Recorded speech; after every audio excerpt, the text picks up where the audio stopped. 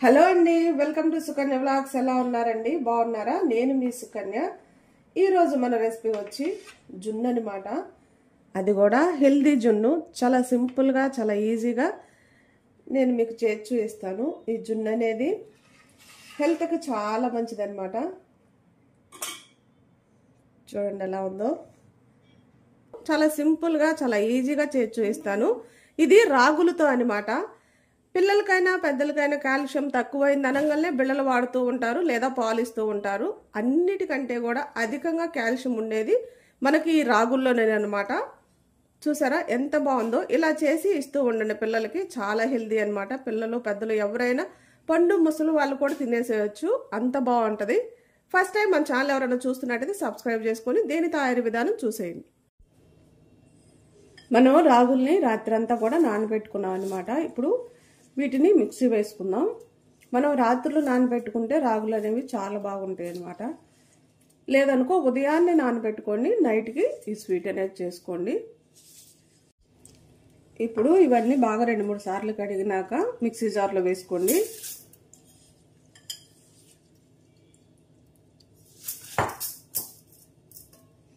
వీటితో పాటు 1 కప్పు పచ్చి కొబ్బరి కూడా వేసుకోండి. కొంచెం నీళ్లు వేసుకొని మెత్తగా మిక్సీ పట్టుకోవాలి. కొద్దిగా నీళ్లు వేసుకుందాం. ఇప్పుడు ఈ రాగుల నుంచి, కొబ్బరి నుంచి మనం పాలు తీసుకోవాలన్నమాట. మెత్తగా మిక్సీ పట్టుకుందాం. చూడండి ఇలా మిక్సీ పట్టుకున్నాను నేను ఒకసారికి. ఇప్పుడు వీటిని కాటన్ గుడ్డలో వేసుకొని పాలు తీసుకోవాలి. చాలా మంది అలానే చేస్తారు. నేను డబల్ లేయరు ఫిల్టర్ ఉందన్నమాట, అందుకోసం నేను ఫిల్టర్ చేస్తున్నాను. మీరు కావాలంటే కాటన్ గుడ్డలో వేసుకొని చక్కగా పాలు తీసుకోండి.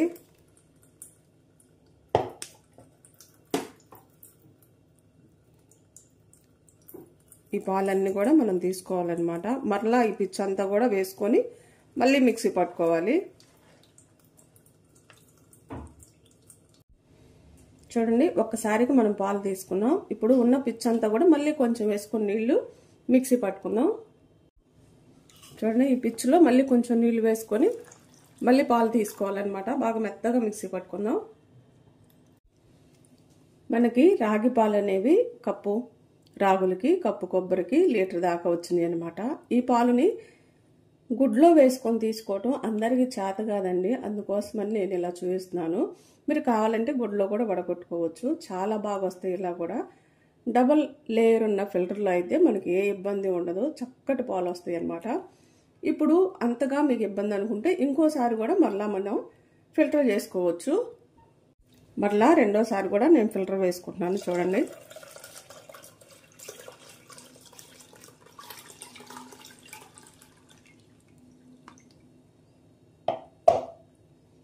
మనం గుడ్లో తీసిన పాలు ఎంత బాగుంటాయో అంతే విధిగా ఉంటాయి అన్నమాట. చూడండి రెండోసారి కూడా కొద్దిగా కప్పు ఉంటే నీట్గా వచ్చేసింది పిచ్ అనేది. అందరూ గుండెలో చేయాలంటే చేయటం రాదు కాబట్టి నేను ఇలా చేసి చూపిస్తున్నాను మీకు చాలా ఈజీగా. మీరు కావాలంటే గుడ్లో కూడా వడగట్టుకోవచ్చు. ఇప్పుడు వీటిని పక్కన ఉంచుకుందాం. మనం స్టవ్ వెలిగించుకొని ఒక బాండీ పెట్టుకొని 1 కప్పు బెల్లం తీసుకుందాం. అలానే 1/4 కప్పు నీళ్లు తీసుకుందాం. మనకి పాకమేం రానవసరంలా, బెల్లం కరిగితే చాలు. ఇప్పుడు ఈ బెల్లాన్ని కలుపుతూ ఉడికించుకుందాం.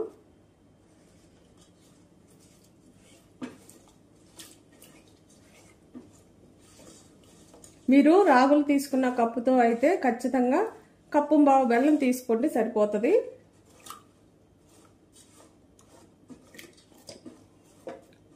మనకి రాగుల కప్పు అలానే కొబ్బరి కప్పు తీసుకున్నాం కదా, ఖచ్చితంగా 1.5 కప్పు బెల్లం అయితే స్వీట్ సరిపోతుంది. మరి ఎక్కువ తీయగున్నా కానీ బాగోదన్నమాట.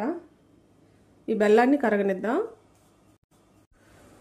బెల్లం అంతా కరిగిపోయింది. ఇప్పుడు ఈ బెల్లపు నీళ్ళని ఫిల్టర్ వేసుకుందాం. ఎందుకంటే ఇసుక లాంటిది ఉంటుంది కాబట్టి ఫిల్టర్ చేసుకోవడం వల్ల ఆ ఇసుక లేకుండా మనం తినేటప్పుడు స్వీట్ చాలా బాగుంటుంది. ఇప్పుడు మళ్ళీ ఈ బెల్లపు నీళ్ళని బాండీలో వేసుకుందాం. మళ్ళీ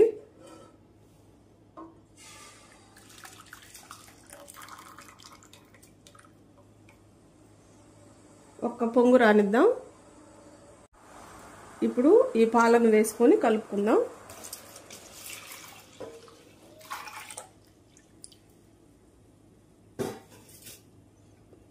మనం ఇలా కలుపుతూనే ఉండాలి, అడుగు పట్టకుండా ఇలా కలుపుతూ ఉడికించుకోవాలి పాలన్నీ.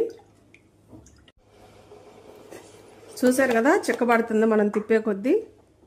చాలా సింపుల్గా అయిపోతుందండి. మనం ఒక పాలు తీసుకోవటమే కొంచెం కష్టం అనుకుంటారు, కానీ ఇప్పుడు నేను చెప్పినట్టు చేశారంటే ఆ పాలు తీసుకోవడం కూడా కష్టమేం కాదు. గుడ్డ కాకుండా మంచిగా డబల్ లేయర్ ఉన్న ఫిల్టర్ తీసుకొని చేసుకోండి, చాలా సింపుల్గా అయిపోతుంది. ఇంకా కొంచెం దగ్గరకు అవ్వాలి. ఇప్పుడు కొంచెం యాలకుల పొడి వేసుకుందాం. ఒక పావు టీ స్పూన్ దాకా ఉప్పు వేసుకుందాం. ఏ స్వీట్లోనైనా మనం కొంచెం ఉప్పు వేసుకోవటం వల్ల స్వీట్ అనేది చాలా రుచిగా ఉంటుంది. ఇదంతా కూడా మళ్ళీ ఒకసారి కలుపుకుందాం. చూడండి ఎలా ఉందో, చిక్కబడుతూ ఉంది కదా. ఉడకటం చాలా ఈజీగా అయిపోతుందండి.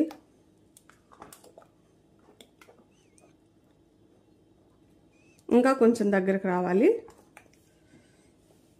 బెల్లం అయితే కరెక్ట్గా సరిపోయింది. ఇంకా కొంచెం దగ్గరకు రానిద్దాం. చూడండి చాలా వరకు చిక్కబడిపోయింది. ఇప్పుడు ఒక టేబుల్ స్పూన్ నెయ్యి వేసుకుందాం.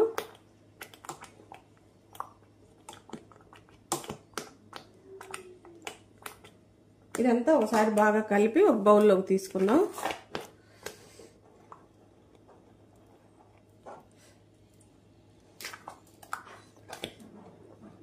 చూస్తుంటేనే నోరు ఊరిపోతుంది అనమాట స్వీటు. స్టవ్ కట్టేసుకొని ఒక గిన్నెలోకి తీసుకుందాం దీన్ని. ఇంత చిక్కగా అయితే చాలు.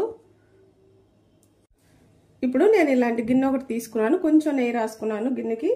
ఇప్పుడు ఇదంతా గిన్నెలో వేసుకుందాం.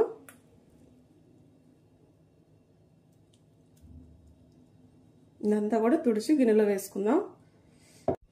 ఇప్పుడు అంతా గిన్నెలో వేసినాక చూడండి ఒకసారి ఇలా కదపండి. ఈవెన్గా అయిపోతుంది అనమాట. మూత పెట్టి ఒక 10 నిమిషాలు ఇలా పక్కన వదిలేద్దాం. మన జున్ను అయితే ఒక 10 నిమిషాలు పక్కన పెట్టాం కదా. చూడండి ఎలా అయిందో. ఒక 10 నిమిషాలు చాలు, సెట్ అయిపోతుంది అనమాట. చూడండి దీన్ని ప్లేట్లోకి తీసుకుందాం. ఈ ప్లేట్ ఇలా వేసి తీస్తే ఈజీగా వచ్చేస్తుంది.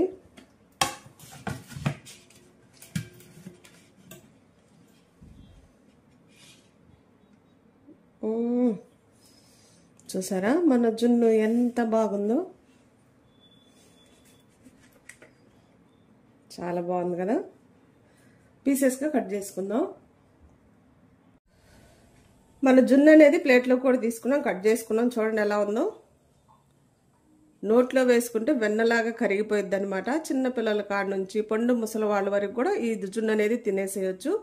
హెల్త్కి చాలా మంచిది. కాళ్ళు నొప్పులు, ఒళ్ళు నొప్పులు, నడుము నొప్పులు అన్నిటిని కూడా తీసేస్తుంది అనమాట. కంపల్సరిగా మీరు కూడా ఇంట్లో ట్రై చేయండి. ఇంటిల్ల పాదికి పెట్టేసేస్తూ మీరు కూడా తినండి. ఆడవాళ్ళు ఎక్కువ తీసుకుంటూ ఉండాలి ఇది. నా వీడియోస్ కానీ మీకు నచ్చినట్టయితే కంపల్సరిగా ట్రై చేయండి. ఎలా వచ్చిందో కామెంట్ చేయండి. నా వీడియోస్ మీకు నచ్చితే లైక్, షేర్, సబ్స్క్రైబ్.